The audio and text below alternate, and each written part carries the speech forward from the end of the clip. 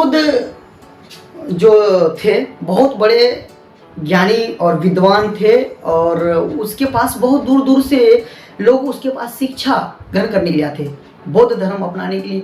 ऐसे में एक हुआ क्या, गौतम बुद्ध जब जा रहे थे शिक्षा देने के लिए, तो उसी बीच में एक राजा को पता चला। तो राजा गौतम बुद्ध के पास गए। बोले, हे गौतम बुद्ध, ये बताओ कि आपने कैसा ज्ञान देते हैं दूसरों को कि वो लोग बहुत अच्छे बन जाते हैं। तो गौतम बुद्ध बोले, ठीक है, तुम्हें मैं ज्ञान दूंगा। अभी फ्री हो? बोले कि नहीं, अभी फ्री नहीं हूँ, मैं इतने बड़ा राजा हूँ, फलना जगह के राजा हूँ, मैं फलना जगह के पर राज करता हूँ। आप ऐसा करो कि मेरे राज्य में ही आकर के सबसे पहले मुझे शिक्षा दो। तो गौतम बुद्ध बोले, एक शर्त है, मैं जाऊँगा जरूर, मैं जाऊँगा तेरे राज्य में, लेकिन एक बात सुन लो, मेरा भी एक शर्त है। बोले, कौन सा शर्त भगवान? बोले, एक शर्त है, तुम मेरे लिए खीर बना के रखना। बोले, वाह क्या बात है।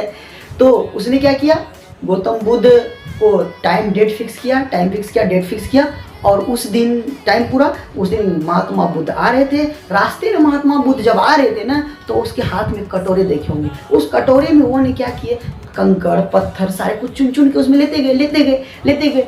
और राजा के पास पहुंचे तो मंत्रियों को पता चला, इन्फॉर्मेशन के राजा गौतम बुद्ध ने आ गए हैं, आप तैयार हो जाओ।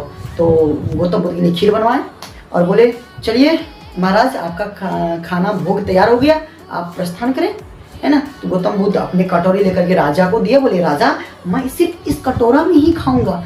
वो कटोरा जैसे लिए राजा, देखा इस कटोरे में, अरे इस प्रकार से कचरा भरा हुआ। राजा, अब इसमें भगवान, आप इसमें खाओगे, घोर आप अन्य हो जाएगा भगवान, ये आप इतने दूर से चल करके आओगे और ये कटोरे में खाओगे, और इस गंदे कटोरे में, यार राजा, राज्य में क्या कमी है आपके लिए, आप बोलो तो किसी में खाओगे, है ना। बोले, नहीं राजन, मैं इसी में खाऊंगा। आश्चर्य है, आप इस कटोरे में, और ये कटोरे में कितने कचड़े डाला हुआ, इस कचड़े में खाओगे। एक मिनट राजा, एक मिनट, मैं इस कटोरे से तुमको सीखने के लिए दिया हूं, ताकि तुम सीखो कि जब तक तेरे दिमाग में अगर कचरा भरा रहेगा, तब तक तुम मेरा शिक्षा नहीं ले सकता हो राजा, नहीं ले सकते हो। इसलिए तुम अपने मन का कचरा निकालो और तब तुम मेरा शिक्षा लो। जय हिंद, जय भारत।